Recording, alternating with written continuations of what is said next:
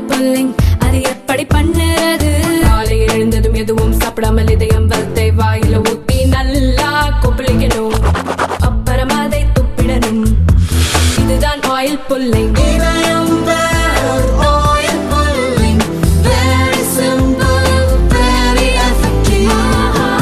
உத்தரப்பிரதேசம் பிரயாக்ராஜ் நகரில் நடக்கும் மகா கும்பமேளா நெரிசலில் 30க்கும் மேற்பட்டோர் இறந்தனர்.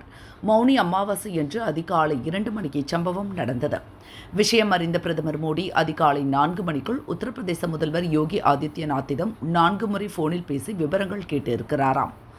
எந்த பிரச்சனையும் இல்லாமல் கும்பமேளாவை நடத்த வேண்டும் என்று பல மாதங்களாக திட்டமிட்டு நன்றாக போய்கொண்டு இருந்த நிலையில் பக்தர்கள் இறந்தது மோடியை அதிர்ச்சியில் ஆழ்த்தியிருக்கிறது. 1954 நடந்த மகா கும்பமேளாவில் அப்போதைய பிரதமர் நேரு திரிவேணி சங்கமத்தில் நீராடினார். அதன்பின் ஏற்பட்ட நெரிசலில் 800 பேர் இறந்தனர். ஆனால் நேருவின் நிகழ்ச்சிக்கும் சம்பவத்திற்கும் தொடர்பு இல்லை என்று விசாரணை கமிட்டி தெரிவித்தது. அன்று நடந்தது போல எதுவும் நடந்துவிடக்கூடாது என்பதற்காக அனைத்து ஏற்பாடுகளும் செய்துள்ளோம் என உத்தரப்பிரதேசத்தில் மோடி கூறியிருந்தார்.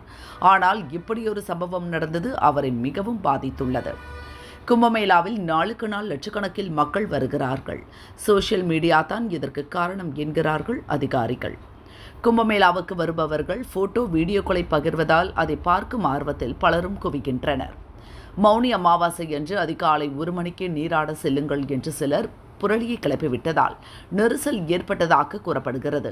எனினும் இது தொடர்பாக விசாரணை நடந்து வருகிறது. பிரதமர் மோடி 5ஆம் தேதி திரிவேணி சங்கமத்திற்கு செல்வார் என சொல்லப்பட்டது. இந்த துயர சம்பவத்திற்கு பின் அவர் அங்கு செல்வாரா என்ற சந்தேகம் எழுகிறது.